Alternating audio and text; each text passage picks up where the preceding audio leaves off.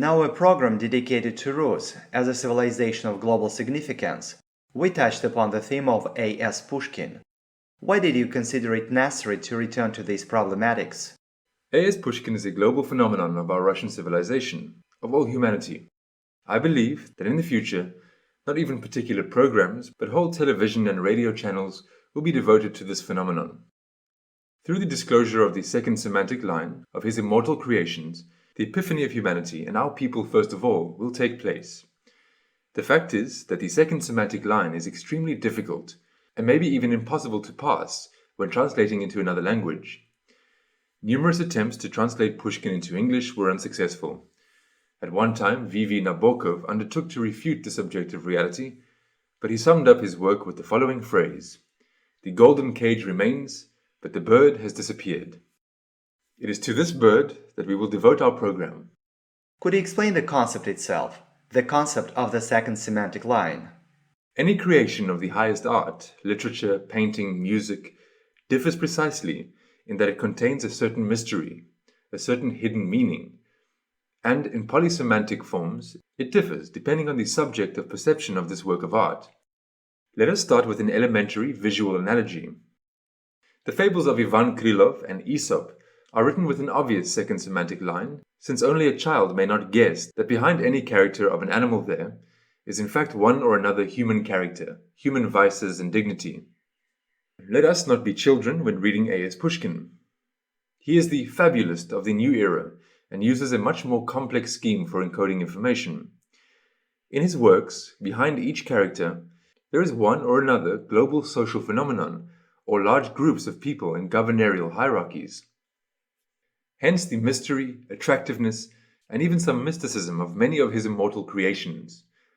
By the coding system itself, he shows that real changes in a person's life can be achieved only in the fight against social phenomena and not against specific people who often become hostages of current circumstances, vicious conception, or conceptually non-determined power decisions. If you analyze the content of such works by Pushkin as The Bronze Horseman, The Little House in Kolomna, you will not find anything entertaining there, no twists in the plot. Everything is banal and fits into one paragraph of text. Nonetheless, for a century and a half, researchers have been attracted, like a magnet, by their mysteriousness. They are looking for hidden meaning.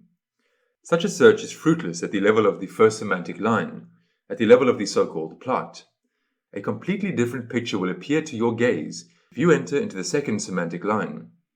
On its basis, the conceptual analytical group, the internal predictor of the USSR, decoded such works as Ruslan and Lyudmila, The Bronze Horseman. The decodings of The Little House in Kolomna are given in a video. Let us give an example of the system of symbols of the poem Ruslan and Lyudmila in the representation of the internal predictor of the USSR. Characters, symbols, content of symbols. Ruslan is the Slavic center that forms the strategy and tactics of the original development of the peoples of Russia. It is the internal predictor. Lyudmila, Lyud, Mili, which means dear peoples. These are Slavic peoples. The Finn is the Holy Rus Vedic Zhretsud, which is underground. Vladimir is Blago-intentioned state structures. Chernomor is an international center for governance towards the consciousness of the peoples of the world according to the biblical conception. It is the global predictor. The head is the government of Russia under the heel of Chernomor from Vladimir to the present day. Ratmir is an elite of a certain number of Slavic tribes who converted to Judaism and dropped out of history. It is the Khazar Khaganate. Ragdai is a pagan military elite. The Pechenegs are national elitarian structures. The given decoding makes Pushkin's work in these symbols slender and logical from beginning to end. This does not mean that when writing the poem, Pushkin had exactly the same views at the level of his own consciousness. The point is that through his unconscious levels of the psyche, through the images and pictures underlying the text, he was given global information from above, which he reflected in his works. The given decoding captivates with its logic and degree of correspondence with the text, but does not at all claim to be exclusive. Such decodings come to their authors through information channels linked to the channels that worked on Pushkin in his time, with the egregor of Pushkin. Among the works of special significance in conceptual terms is the work The Gabrieliad. It helps to understand the nature of the official proclamation of the prophets, as well as why there were no prophets in the history of Russian civilization. The meaning of the Gabrieliad is that the devilish forces, the serpent tempter, egregorial church, Archangel Gabriel, and God, the Creator and Almighty, had a relationship to the conception of Christ. Thus, A.S. Pushkin shows that Jesus Christ was formed and used simultaneously in three scenarios. He was a previous one who received revelations from above. Secondly, he was used by egregorial levels, church hierarchies, to solve their earthly problems. And finally, by satanic forces that violate humanity and shed rivers of blood with crosses on their chest and with the name of Christ on their lips. The Pravias, whom over the past 3,000 years the pseudo-Zhretsas have not been able to fit into the necessary for them scenario, are not declared prophets. In the Gabrieliad, A. Pushkin demonstrates openly the understanding of these processes. Hist, unlike the tales of Moses, minds no error. To flatter your Jehovah I'm not bought. To tell tall lies, poor Jews to keep in terror. Moses was paid well for his sycophancy, but I'm no fake seer, nor smug history Nancy. In what do you see the origins of such a special mission of Pushkin? A.S. Pushkin, without a doubt, belonged to the systems of Zhretsud initiation. On his father's line, the knowledge of the Holy Rus, Slavic, and on his mother's line, of the ancient Egyptian Zhretsud, were combined in him. The depth of his penetration into the secrets of life can be judged even by some rare episodes, where he gives information in a direct, uncoded form. Think for yourselves about whether the person who wrote, for example, the following, could make up fairy tales for children. With freedom's seed the desert sowing, I walked before the morning star, from pure and guiltless fingers throwing, where slavish ploughs had left a scar. The fecund seed, the procreator, O vain and sad disseminator, I learned then what lost labours are. Graze if you will, you peaceful nations, who never rouse at honour's horn. Should flocks heed freedom's invocations, their part is to be slain or shorn. Their dower the yoke their sires have worn through snug and sheepish generations. Or listen attentively to how he understood the worthlessness of the official branches of power, in particular legislative power, in global schemes of governance. I don't rate highly any loud-mouthed rights, the ones that oftentimes besot so many minds. I am not sorry that the gods should have divested me of sweet destiny to question fees and taxes, or hinder Tsars that be in their intent to fight. Further, he puts himself above the senseless ideological showdowns and fooling of humanity on their basis. And 'tis to me of no concern whether the press be free, to do poor oaths and whether censors cramp the current fancies of some scribbling scamp. And look at the worthiness of his most accurate algorithm for detuning from enslavement on the economic priority through gold and world money. In fact, he gives a crisis-free algorithm of governance that we will have to consciously comprehend and realize in practice. The ways in which the state progresses, the actual things that make it thrive, and why for gold it need not strive, when basic products it possesses. After consciously comprehending these lines, you understand that contrary to the imposed stereotypes, our money supply should remain unchanged, even if there is not a single dollar, not a single gram of gold left in the country. Listen to what a severe sentence A.S. Pushkin passes on the future of usury, which in our time destroyed the productive sector of Russia with an exorbitant usurious lending interest reaching 210% per annum. Imp, tucking beneath himself a cloven trotter, o'er flames of hell a skewer the usurer rotates. Into the smoke-black trough does hot fat drip and splatter, and the crisp-seared money-lender is devoured in the blaze. This execution carries meaning great. Having ever in his view but one objective, acquisition, of his debtor's fat did this same wicked old man swill, and these, or flames of our world, he rotated without pity.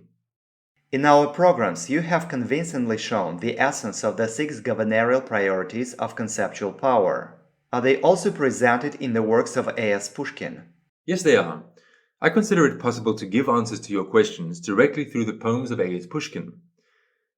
We are sure that the priority of military weapons is the weakest. It is used by those who have not mastered the methodology of using informational weapons. And now let us attentively listen to A.S. Pushkin. You whose swords clash in contest gory, persist in your dread rivalry, pay tribute full to sombre glory, and relish hate and enmity. Let the world gaping at your deadly encounters freeze none will try to interfere, more none will sadly of pity for you breathe a sigh. And here is his remark on the interaction of this military priority with genetic weapons. Can it be that God has graced us in this world with but one delight, to drink down wine, to sing, to fight, is left for us in consolation? Pushkin's thought on the fourth priority concerning the essence of world money has already sounded. Here is his advice to the scenario writers of the third ideological priority. Of the remote Parnassian heights, the mettlesome and valiant knights, fence if you must, but with discretion, from vulgar bickering refrain, the herd 'twill only entertain, and as for you, by tender passion, made bitter rivals, pray remain. Could you give other, more or less obvious decodings of the second semantic line of Pushkin? You apparently remember our special program dedicated to the method of growing in the 42-year campaign of Moses, the zombified governorial periphery of social pseudo-Zhretzhood structures, biorobots according to the function they perform on Earth.